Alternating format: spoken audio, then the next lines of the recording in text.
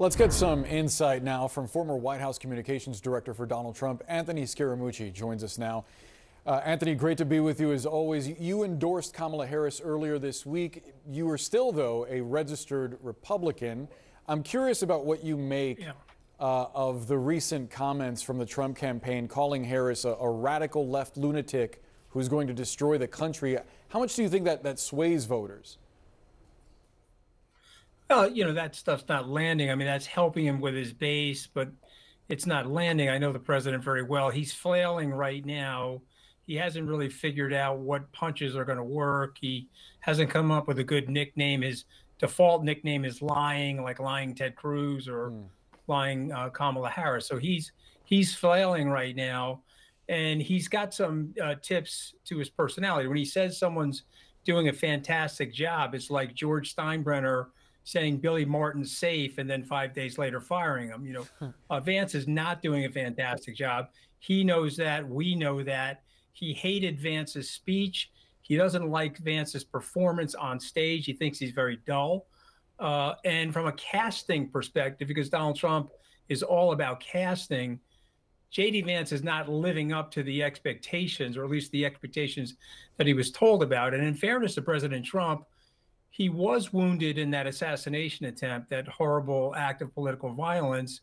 And I would imagine that 48-hour period where he was making this VP decision, I'm sure he was under a little bit of stress. But this was a really bad decision for him. As an example, if he had gone with somebody like Nikki Haley, that would have really helped him vis-a-vis going up against Vice President Harris. I'm really curious about where you're hearing that perspective from. Are you talking to folks in Trump world who say that he's expressed some dismay with J.D. Vance? Boris, no, I'm not. Listen, I campaigned with President Trump for a year. I knew him for 20 years prior. When you give a speech and you're the vice presidential candidate, it's 1 minute on yourself, 35 minutes on Donald Trump. You don't give your life story and tell people you went to Yale, because that makes Trump feel insecure about himself. And so, no, this is my assessment. This is my opinion. Go back and look at the tapes and look at the body language of Donald Trump listening to J.D. Vance speak during that nomination acceptance, and just take a look at some of the tapes of J.D. Vance on his own or interrupting the president. He did a interview, I guess, on Fox News with one of the hosts there with President Trump earlier in the week. The body language, the chemistry's off. Trump knows it. The internal team knows it. Just watch how this plays out. You'll invite me back. These are my opinions based on working with the man and understanding the psychology of who the president is.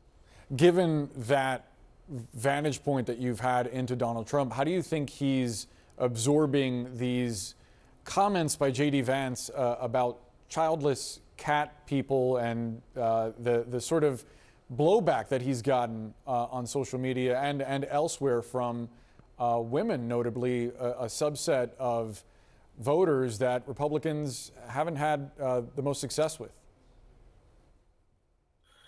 What made Vice President Mike Pence successful as a vice presidential candidate is he understood President Trump's personality. He took a back seat, and his attitude was do no harm, say nothing that could be overly advantageous or disadvantageous.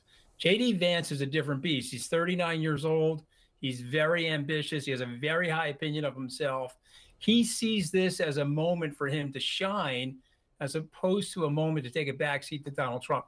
Remember, when Donald Trump has somebody in his field of vision that's getting attention, he usually blows them to smithereens. He did it on The Apprentice with that blonde woman in the first 2 seasons.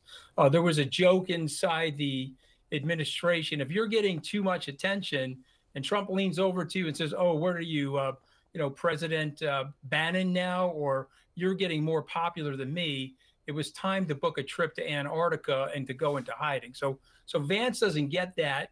He thinks he's actually a vice presidential candidate, but he's a deep subordinate to Donald Trump. And just watch how this plays out, Boris. You'll invite me back. I'll give you more color commentary as he continues to do these malaprops and bloopers. I look forward to that. I did want to ask you about any predictions or suggestions that you might have for Vice President Harris, as she's now looking for a vice presidential nominee of her own. Well, I would say three things, all of which are well known. Make sure it's super vetted. You got to make sure nobody has any problems with their taxes or anything like that. I would say be bold. When Democrats are bold, they do better. I think Vice President Harris has to also let the American people know there are some opinions of hers that are going to be modulated. She's running for president. It is the only election, frankly, that all of us get a chance to vote on in the United States. And so she has to modulate some of these views. She can't be for a national ban on fracking and expect to win the state of Pennsylvania. So I think she has to tell people, listen, I want to be president for all people. I'm a practical person. I'm certainly socially progressive, but the business of America is still business. And I'm going to make sure the Biden economy, which is quite strong, extends into my term. And if she does that and she picks a good vice president, she'll beat Donald Trump. And boy, will he'll be, I mean, Boris, he'll be super upset about that. Trust me. I mean, if you think he's upset now, watch the smoke come out of his ears when he loses on election night. Anthony Scaramucci, always great to have you on. Look forward to next time. I get a kick out of one thing. They say, sir, you just got hit with a bullet. Maybe he's changed. Be nice. And I'd love to be nice, but I'm dealing against real garbage. All right, Steve Contorno is with us now. He is covering the Trump-Vance campaign. Well, that was fast, Steve.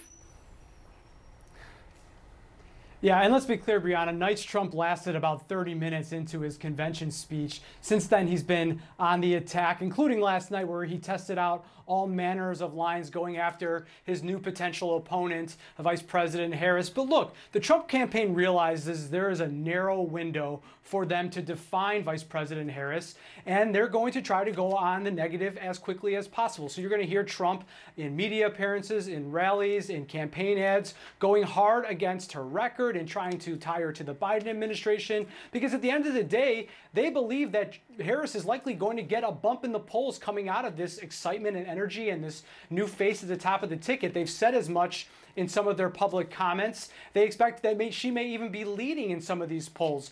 But they also know that before she gets her chance to get on the airwaves, they need to introduce her to Americans the way they want to. So you're going to hear Trump be pretty negative in the coming weeks.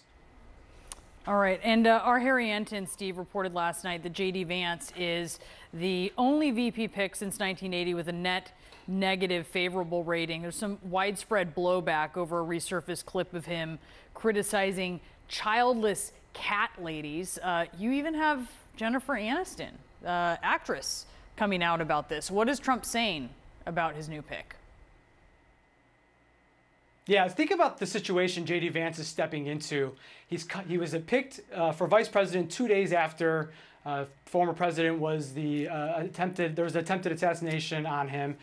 Then within a week of getting the nod, there's no longer a Democratic opponent for him. So he's entering this very unprecedented moment, and he's sort of getting it from all sides, because what Harry was right, he is underwater in his favorability, but 38% of people also don't know who he is. So you're having all kinds of information about him resurfacing for the first time as Democrats try to define him. And one of those clips of him speaking caught the attention of Jennifer Aniston. She posted on her Instagram, quote, "I truly can't believe this is coming from a potential VP of the United States."